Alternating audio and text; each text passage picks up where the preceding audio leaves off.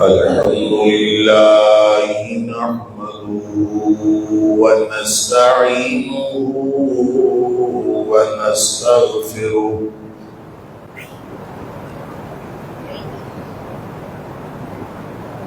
الحمد لله نحمده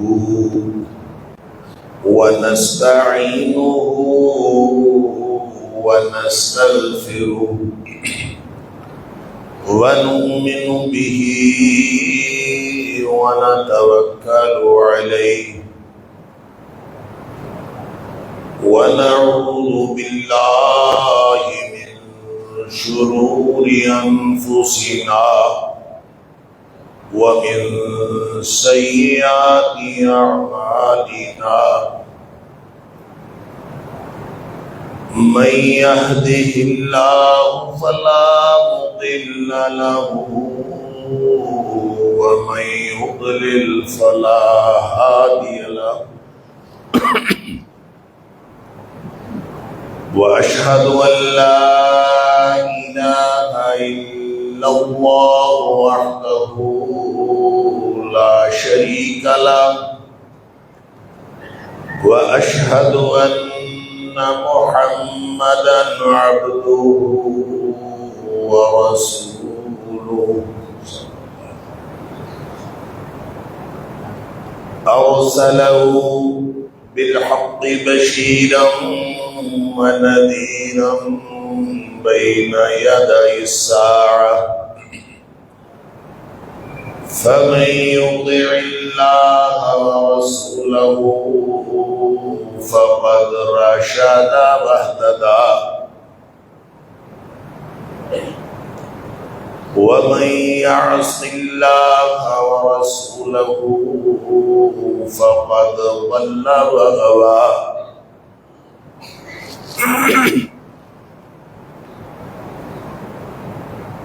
إنه لا يضر إلا نفسه ولا يضر الله شيئا نسأل الله ربنا أن يجعلنا ممن يطيعه ويطيع رسوله ويتبع رضوانه ويجتنب سخطه فإنما نحن به وله أما بعد فإن خير الحديث كتاب الله وخير الهدي هدي محمد صلى الله عليه وآله وسلم وشر الأمور محدثاتها وكل محدثة بدعة وكل بدعة ضلالة وكل ضلالة في النار فأعوذ بالله السميع العليم من الشيطان الرجيم من همزه ونفخه ونفثه بسم الله الرحمن الرحيم واعبدوا الله ولا تشركوا به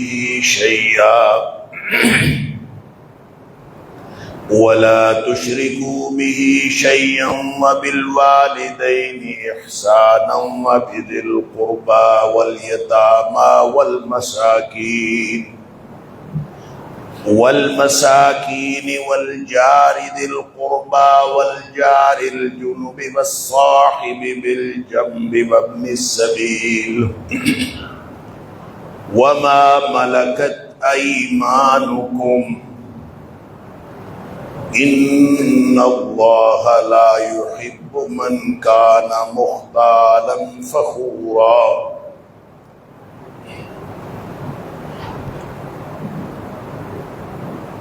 اور اللہ کی بندگی کرو تم سب، اور اس کے ساتھ کسی کو کچھ بھی شریک نہ ٹھہراؤ، اور والدین کے ساتھ حسن سلوک کرو، احسان کرو، اور رشتہ داروں کے ساتھ بھی احسان کرو، یتیموں کے ساتھ بھی احسان کرو، مسکینوں کے ساتھ بھی احسان کرو، اور اپنے اس ہمسائے کے ساتھ بھی احسان کرو جو رشتہ دار ہے، اور اس ہمسائے کے ساتھ بھی احسان کرو جو رشتہ دار نہیں، جو اجنبی ہے، اور جو پہلو کا ساتھی ہے، ہم نشین ہے، آپ کے ساتھ بیٹھنے والا ہے، اس کے ساتھ بھی احسان کرو، اور جو مسافر ہے اس کے ساتھ بھی احسان کرو، وما ملکت ایمانکم، اور جو اپنے لونڈی اور غلام ہیں ان کے ساتھ بھی احسان کرو۔ بے شک اللہ تعالیٰ اس شخص کو پسند نہیں کرتا جو کوئی بھی شیخی بگھارنے والا یا تکبر کرنے والا۔ صدق اللہ العظیم۔ اللہ کریم نے ہم سب کو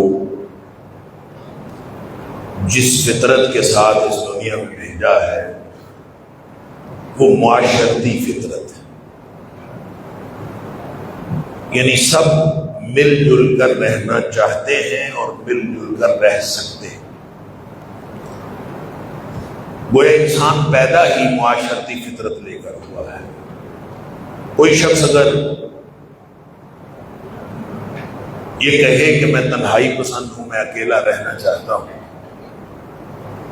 تو یہ اس کی بات درست نہیں ہے، یہ فطرت کے خلاف ہے، انسان کی اپنی ذاتی فطرت کے بھی خلاف ہے وہ اکیلا رہے، اور اگر وہ اکیلا رہے گا بھی تو اس کے اوپر اثرات ہوں گے اور اس کی فطرت اس سے ڈیمیج ہوگی، اس کا نقصان ہوگا۔ لہذا اللہ کریم نے ظاہر پیدا کرنے والا وہ ہے، وہ جانتا ہے کہ اس نے کیسے زندگی گزارنی ہے، اس کی فطرت کیا ہے۔ اللہ فرماتا ہے الا یعلم من خلق، کیا وہی نہیں جانتا جس نے پیدا کیا؟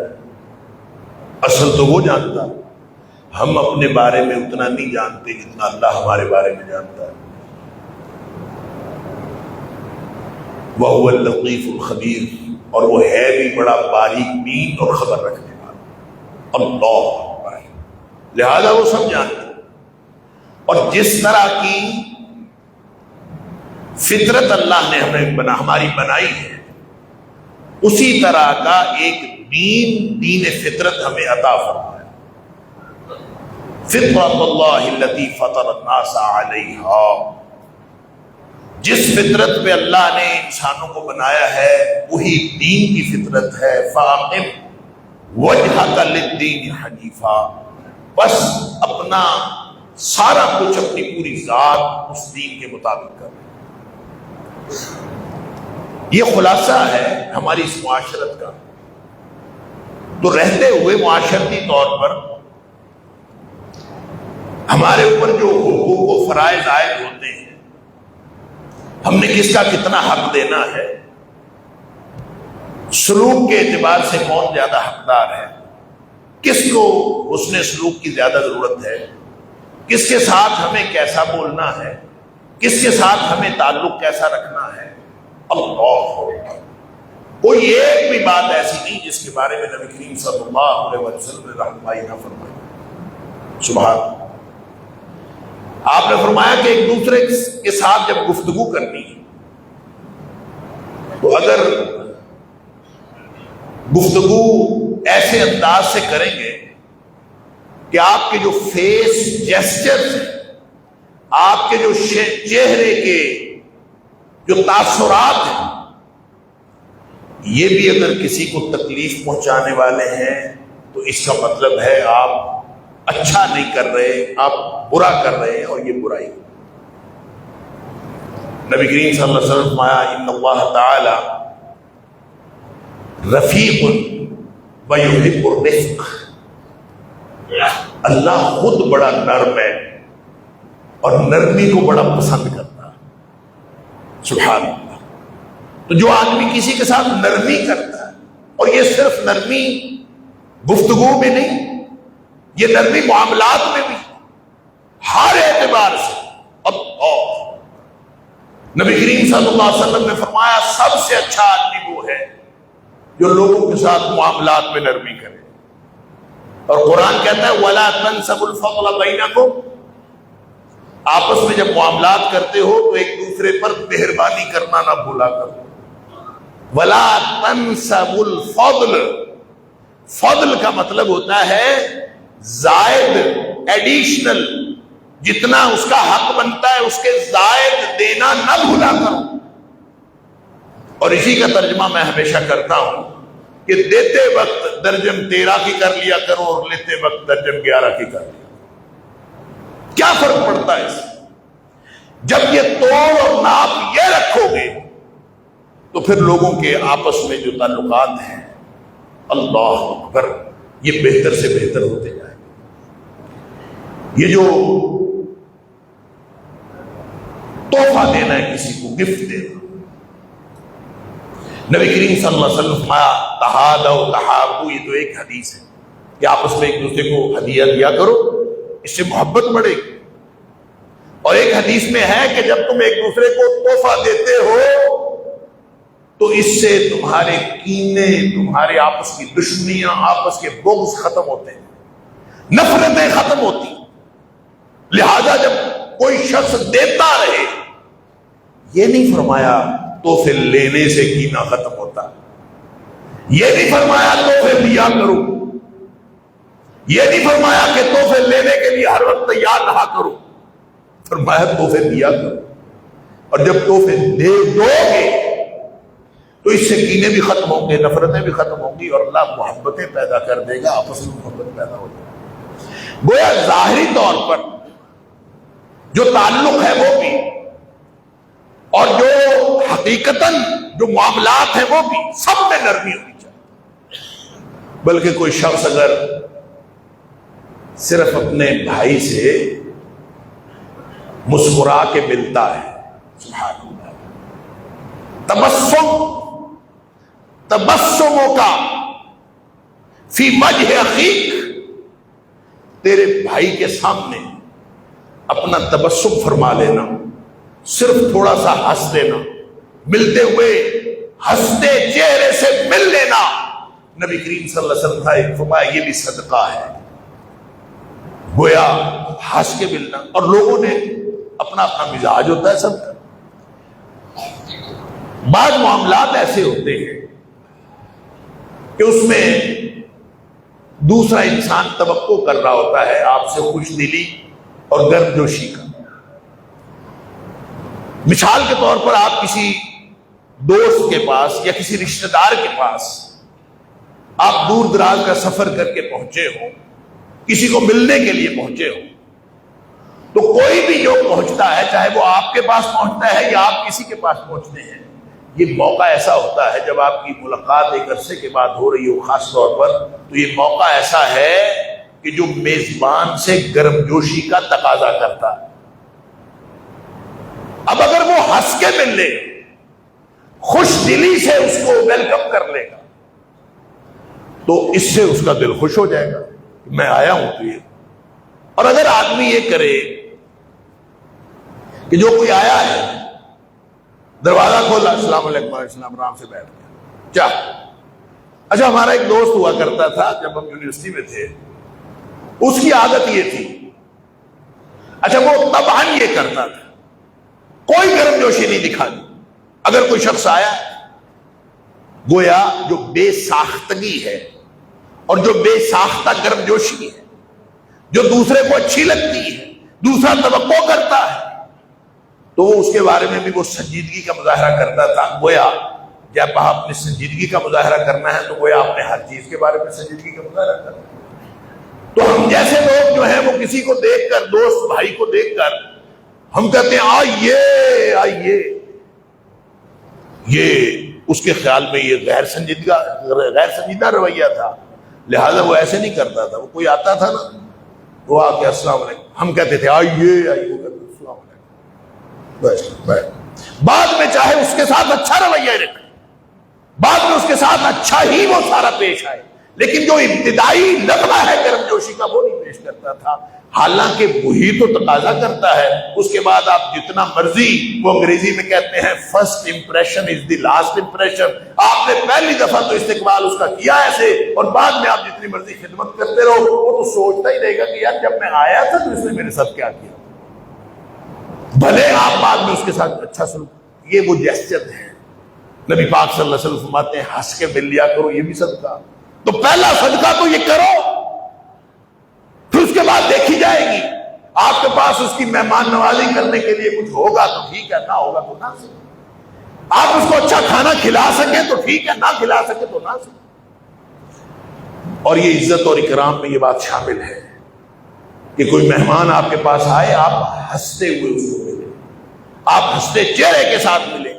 اچھا، یہ وہ ساری چیزیں ہیں جو نبی کریم صلی اللہ علیہ وآلہ وسلم نے ہماری معاشرت کے لیے جو ضروری سمجھی، سب بتا۔ سبحان اللہ۔ اور اس میں رشتہ دار غیر رشتہ دار کی کوئی قید نہیں ہے، اس میں ہر ایک کے ساتھ جو کوئی بھی ہو، چاہے وہ جاننے والا چاہے وہ نہ جاننے والا، السلام علیکم کہنا ہے۔ اور نبی کریم صلی اللہ علیہ وسلم فرمایا یہ محبتیں پیدا کرنے کا نسخہ ہے، یہ محبتوں کا نسخہ ہے السلام علیکم۔ لا تدخلون الجنہ، تم جنت میں داخل نہیں ہو سکتے حتیٰ تؤمنوا، جب تک مومن نہ بن جاؤ، ولا تؤمنوا، اس وقت تک تم مومن نہیں بن سکتے، حتیٰ تحابوا، جب تک تمہاری آپس میں محبت نہ ہو۔ تو محبت کیسے ہوگی؟ فرمایا اولا ادلکم علی شیء اذا فعلتموه تحاببتم، کیا میں تمہیں ایک نسخہ نہ بتا دوں کہ جب تو اس نسخے پر تم عمل کرو تو تمہاری آپس میں محبت ہوگی۔ گویا آپس میں محبت ہوگی تو ایمان آئے گا، ایمان آئے گا تو جنت مل جائے گی، جنت کا راستہ۔ اور وہ نسخہ کیا بتایا؟ افشوا السلام بینکم، یہ نہیں فرمایا سلام کہا کرو، ایک دوسرے کو سلام کہا کرو، نہیں فرمایا، فرمایا سلام پھیلایا کرو۔ افشوا السلام بینکم، آپ اس میں سلام پھیلایا کرو۔ کیا مطلب؟ کہ موقع ڈھونڈا کرو کب السلام علیکم کہنا ہے، موقع ڈھونڈا کرو السلام علیکم کب کہنا ہے۔ کہیں گئے السلام علیکم، جانے لگے واپس السلام علیکم، کمرے میں گئے السلام علیکم، باہر نکلے السلام علیکم، ہر وقت السلام علیکم۔ حتیٰ کہ صحابہ کرام جماعت کھڑی ہوتی تھی، مسجد میں آتے تھے السلام علیکم کہتے تھے، اور جاتے تھے تو السلام علیکم کہتے تھے۔ اللہ، ہر جگہ پہ السلام علیکم۔ اور پھر یہ بھی روایات میں آتا ہے کہ دو صحابہ جب جا رہے ہوتے، یہ افشوا السلام کا معنی انہوں نے سمجھا تھا، اور جب دو شخص جا رہے ہوتے، راستے میں کوئی درخت آ جاتا، ایک ادھر سے گزرتا ایک ادھر سے گزرتا، اور واپس جب دوبارہ ملتے تو پھر السلام علیکم، کیونکہ پھیلانا ہے، موقع ڈھونڈنا ہے۔ درمیان میں درخت آ گیا تھا، ملاقات دوبارہ آ گئی، السلام علیکم ورحمۃ اللہ۔ لہذا یہ محبت کی پڑیا، یہ نبی کریم صلی اللہ علیہ وسلم نے فرما دی، یہ اوورال سب لوگوں کے حقوق ہیں، یہ ساری دنیا کے ہر ایک کے۔ اور نبی پاک صلی اللہ علیہ وسلم فرماتے ہیں کہ السلام علیکم کہنا ہے علی من تعرف من عرفت ومن لم تعرف، ہر اس شخص کو السلام علیکم کہنا ہے جس کو تو پہچانتا ہو اور جس کو تو نہ پہچانتا ہو۔ یعنی سڑک پہ جاتے ہوئے آپ نے السلام علیکم کہتے ہیں، اور کوئی شخص ملا آپ جانتے ہیں تو بھی السلام علیکم۔ علی من عرفت ومن لم تعرف، جس کو جانتے ہو اس کو بھی السلام علیکم، جس کو نہیں جانتے اس کو بھی السلام۔ یہ پھیلانے کا مطلب یہ ہے تاکہ محبت پھیلے، نفرتیں کم۔ معاشرہ، ایسا معاشرہ نبی کریم صلی اللہ علیہ وسلم نے جس معاشرے کی تمنا کی ہے، اللہ نے جس معاشرے کا حکم دیا ہے، وہ ایسا معاشرہ۔ پھر اس معاشرے میں کچھ عمومی طور پر اللہ کریم نے احکامات دیے ہیں، کچھ قرآن میں آئے، کچھ نبی پاک صلی اللہ علیہ وسلم نے اس کی وضاحت فرمائی۔ انما المؤمنون اخوہ، سارے مومن بھائی بھائی،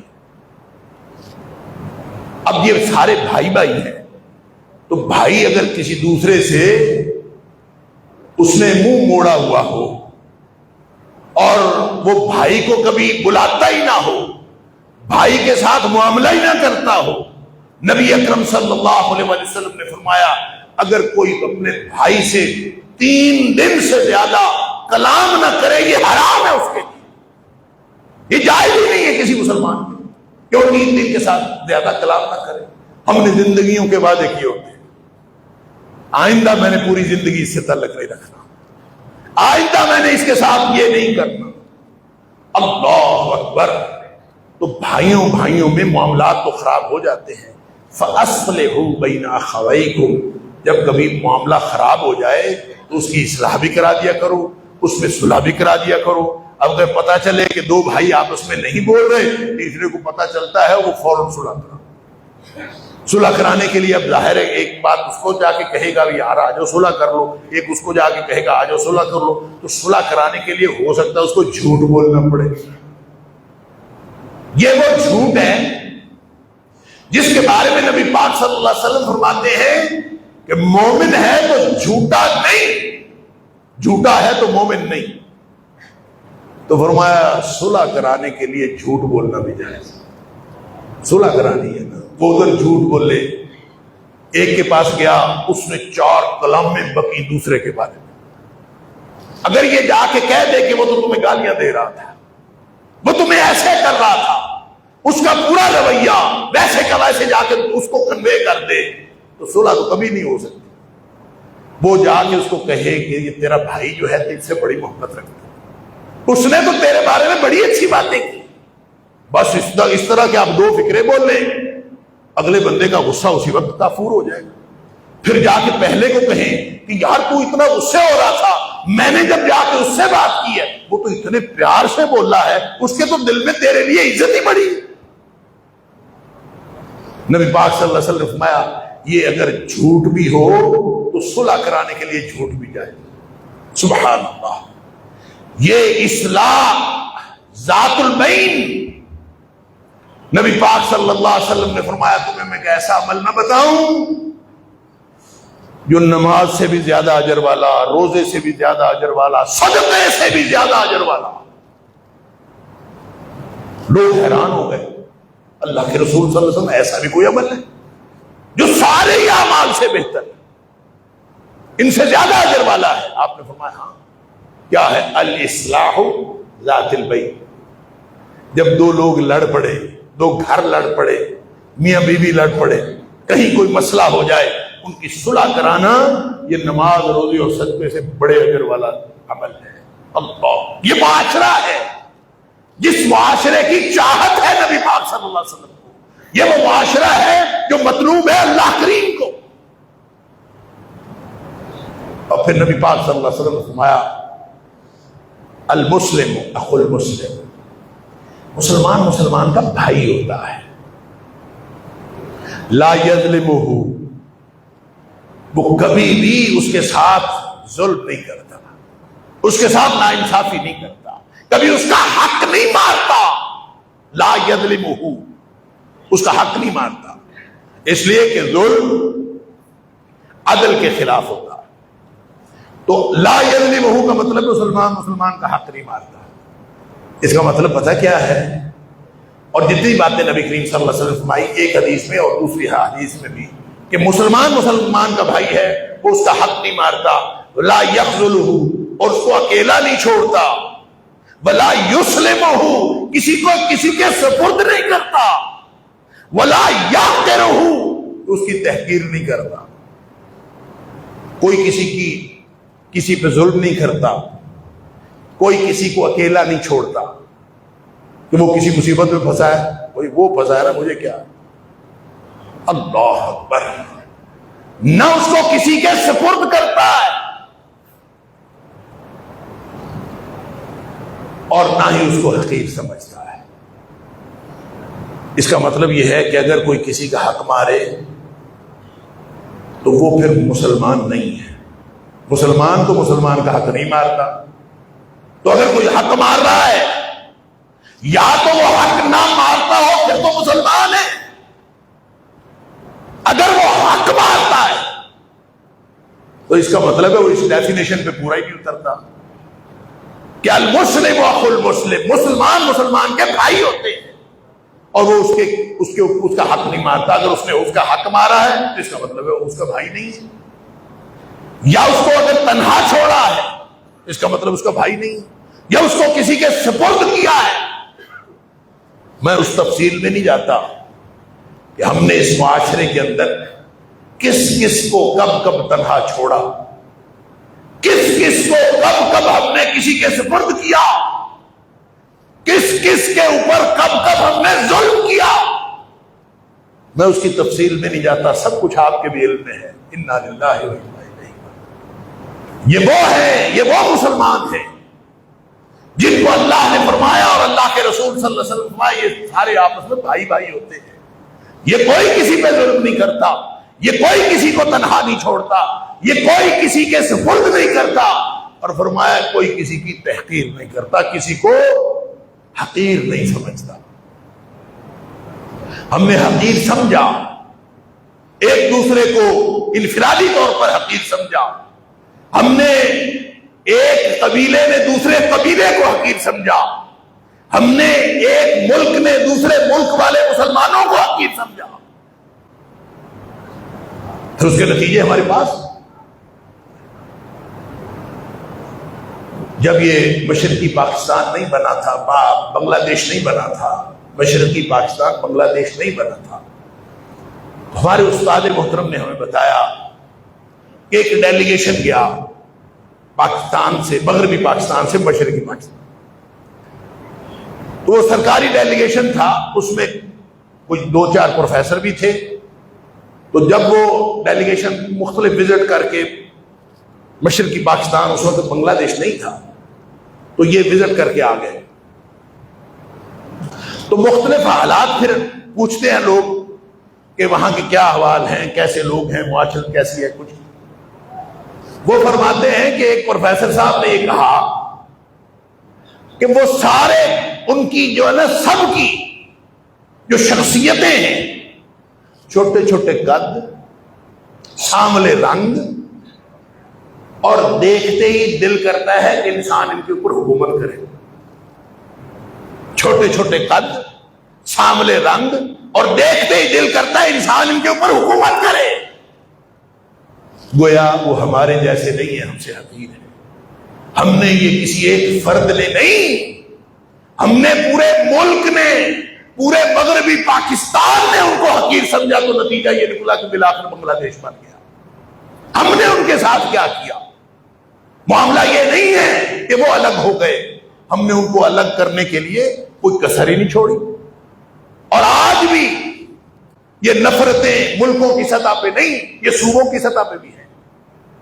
لوگ شناختی کارڈ دیکھ کر ایک دوسرے کو قتل کرتے ہیں، لوگ ایک دوسرے کے ساتھ نفرت کرتے ہیں، تو فلاں صوبے کا ہے تیرے ساتھ نفرت ہے، میں فلاں صوبے کا ہوں، ہم اور ہیں، تم فلاں صوبے کو ہو، تم اور ہو۔ اللہ اکبر، عجیب و غریب یہ جو سارا ماحول بنا ہے یہ مسلم معاشرے کا نہیں ہوتا۔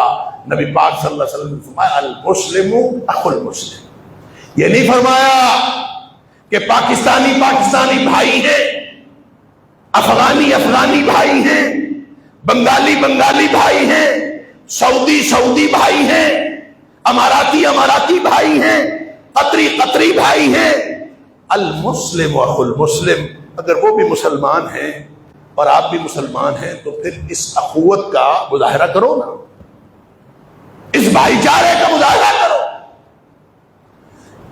اللہ اکبر، اور یہ صرف اس حد تک نہیں ہے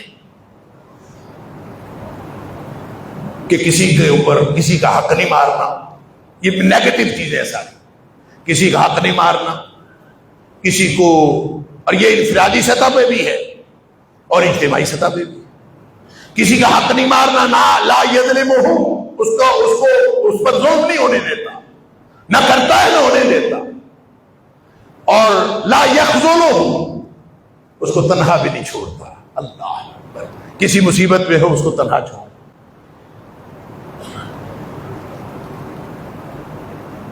پچھلے دنوں آپ نے ایک واقعہ دیکھا ہوگا سوشل میڈیا پہ اور وہ دیکھ کے جس نے دیکھا ہے، میڈیا باقاعدہ اس کی ویڈیو تھی، آدمی کے رونگٹے کھڑے ہو جاتے ہیں. اس طرح کے مناظر آج کے دور میں کہ کے پی میں جو وزیرستان کا علاقہ ہے وہاں ہماری فوج کی لڑائی ہو رہی تھی شر پسندوں کے ساتھ. میں اس کی تفصیل میں نہیں جاتا کہ شر پسند کون ہے اور ہمارے فوجی کون ہیں اور ان کی لڑائی کیوں ہے اور اس میں یہ لڑائی ہونی چاہیے کہ نہیں ہونی چاہیے، میں اس تفصیل میں جاتا ہی. میں صرف یہ عرض کرنا چاہتا ہوں جو واقعہ وہاں ہم نے دیکھا، اللہ ویڈیو آئی کہ ایک شخص جو ہے پاک فوج کا، اس کو گولی لگی ہے اور وہ گر گیا، وہ نیچے گر گیا ہے. اب پتہ نہیں کیا سچویشن ہے کہ اس کو اب یہ امکان ہے کہ اس کو اور گولیاں لگیں گی. تو اس کا جو دوست تھا نا، پتہ نہیں میجر رینک کا تھا کہ کیپٹن تھا، وہ اس کے اوپر لیٹ گیا ہے کہ گولی اس کو نہ لگے چاہے مجھے لگ جائے. ہم نے تو کبھی اس طرح کے واقعات دیکھے ہی نہیں. صحابہ کے دور میں سنا ہے کہ جنگ کے دوران ایک کو پانی کی ضرورت پڑی تو وہ پانی پلانے کے لیے اس کے پاس گیا تو دوسرا کہتا ہے، وہ دوسری طرف سے آواز آئی پانی کی، تو یہ کہتا ہے پہلے میرے بھائی کو پلاؤ. وہ بھاگا بھاگا اس طرف گیا، کسی اور طرف سے آواز آئی، اس نے کہا پہلے میرے بھائی کو پلاؤ. سارے زخمی ہیں. جب اس تک پہنچا تو جاتے جاتے وہ فوت ہو چکا ہے. پھر واپس آیا تو یہ بھی فوت ہو چکا ہے. پھر واپس آیا تو وہ بھی فوت ہو چکا ہے. گویا ایک دوسرے پر ایثار کرتے اپنی جان دے. یہ تو ہم نے صحابہ کے دور کے واقعات سنے. اس کے بعد آج کے دور میں کوئی شخص کسی کو تنہا نہ چھوڑے ہم نے تو کبھی سنا ہی نہیں. ہر شخص اپنی جان بچاتا ہے، بھاگتا ہے. وہ منظر اگر آپ دیکھیں، اگر آپ کو کوئی ویڈیو ملے، اگر آپ کو دیکھیں انسان حیران رہ جاتا ہے. اوٹ بھی تھی، پیچھے گاڑی بھی فوجیوں کی کھڑی تھی، وہ بھاگ بھی سکتا تھا، وہ جا بھی سکتا تھا، لیکن اس نے اپنے دوست کو تنہا نہیں چھوڑا. وہ اس کے اوپر لیٹ گیا کہ گولی اس کو نہ لگے، لہذا وہ جو بھی تھا اس کے مقابلے میں وہ پہنچا اور اس نے اوپر سے گولیوں سے بھون دیا. اس نے اپنی جان دے دی لیکن اپنے دوست کو اکیلا نہیں چھوڑا. اللہ اکبر، اللہ اکبر. نیتوں کے حال اللہ جانتا ہے، نیتوں کے حال اللہ جانتا ہے. لیکن اس طرح کا واقعہ ہم نے کبھی صحابہ کے بعد کبھی سنا نہیں، کبھی دیکھا نہیں ہے کہ کوئی شخص اپنی جان تو دے دے لیکن اپنے بھائی کو اکیلا نہ چھوڑے، تنہا نہ چھوڑے. اللہ، نبی پاک صلی اللہ علیہ وسلم فرماتے ہیں معاشرہ مسلم معاشرہ تو ایسا ہوتا ہے، المسلم اخو المسلم، مسلمان مسلمان کا بھائی ہوتا ہے. اللہ کرے ساری دنیا کے سارے مسلمان بھائی بھائی بن جائیں. یہ نیگیٹو باتیں ہیں. لا یظلمہ ولا یخذلہ ولا یسلمہ ولا یحقرہ. نہ اس کے اوپر وہ ظلم کرتا ہے، نہ وہ اس کو اکیلا چھوڑتا ہے، نہ وہ اس کو کسی کے سپرد کرتا ہے. اللہ، ہم نے یہاں سے پکڑ پکڑ کے لوگ پکڑ پکڑ کے بڑی پاک باز داڑیوں والے، پاک باز کرداروں والے ہم نے پکڑ پکڑ کے امریکہ کو دیے. یہ تاریخ ساری ہمارے سامنے نہیں، ہم نے آنکھوں سے دیکھی، یا کسی نے کتابوں میں نہیں لکھا، ہم نے اپنی آنکھوں سے دیکھا ہے، اپنے کانوں سے سنا ہے، جیتے جاگتے یہ دیکھا ہے کہ ہمارے مسلمان بھائی پکڑ پکڑ کے غیر مسلموں کو دیے گئے. اللہ اکبر. اور پھر ہم چاہتے ہیں کہ مسلم معاشرہ بن جائے. کیسے بن جائے؟ ولا یحقرہ، اور پھر اس کی تحقیر بھی نہیں کرتا. آج دیکھ لیجیے آپ سوشل میڈیا، پہلے نا یہ جو تھیٹر کی دنیا نا، تھیٹر کی دنیا، اس میں جو جگتے مارتے تھے ایک دوسرے پر، بڑا ماحول تھا. پتہ نہیں اب ہے کہ نہیں، واللہ عالم.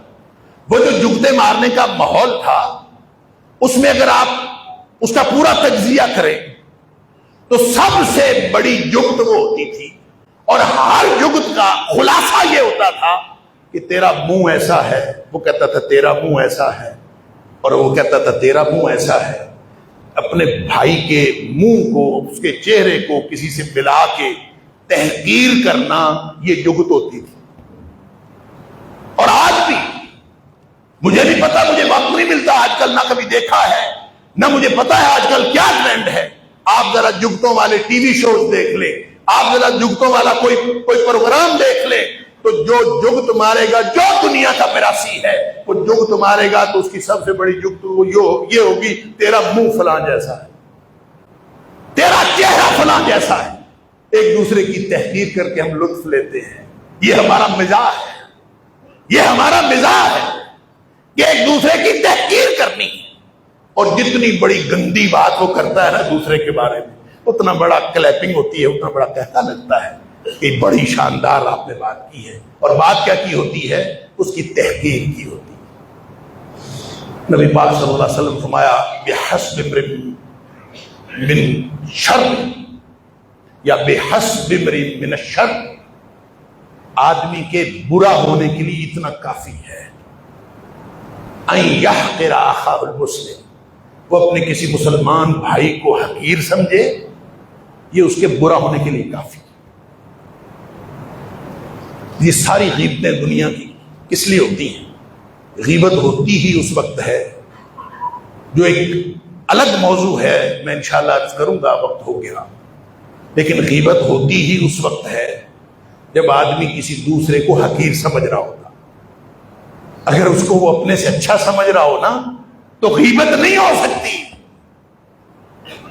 جس کی آپ بات کر رہے ہیں، جس کی غیر موجودگی میں بات کر رہے ہیں، تو آپ کو، اگر آپ اس کو اچھا سمجھتے ہیں تو آپ اس کی بری بات کر سکتے ہی نہیں. آپ اس کی اچھی بات کریں گے، اور جب آپ اچھی بات کریں گے تو اس کا نتیجہ یہ نکلے گا کہ غیبتیں ختم ہو جائیں گی. غیبتوں کا رجحان، غیبتوں کا ماحول، غیبتوں کا امکان ہوتا ہی اس وقت ہے جب آدمی اپنے سے دوسروں کو حقیر سمجھتا ہے.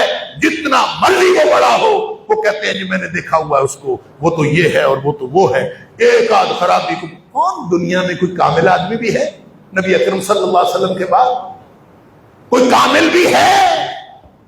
ہو سکتا ہی نہیں. ہر شخص کے اندر کوئی نہ کوئی خرابی ہے. تو اس کی غیر موجودگی میں بیٹھ کے اس کی خرابیاں گننا، انا للہ و انا الیہ راجعون. ایک تو یہ گناہ ہے کہ اس کو حقیر سمجھا، اور ایک یہ گناہ کیا کہ اس کی غیبت کی. اس لیے اللہ نے قرآن میں فرمایا جب کوئی کسی کی غیبت کرتا ہے نا، یہ اتنا بڑا گناہ ہے جیسے اپنے مردہ بھائی کا گوشت کھایا. یعنی انسان کا گوشت کھائے، یہی بڑا کریہ بات ہے. اور پھر ہو بھی مردار بھی انسان کا، اور انسان بھی اپنا بھائی. تو یہ مختلف گناہوں کا مجموعہ ہے غیبت. اللہ تعالیٰ معاف فرمائے. آگے پازیٹیو باتیں ہیں انشاءاللہ اللہ کی توفیق سے، اور بشرط زندگی اور بشرط توفیق الہی عرض کروں گا. وآخر دعوانا الحمدللہ.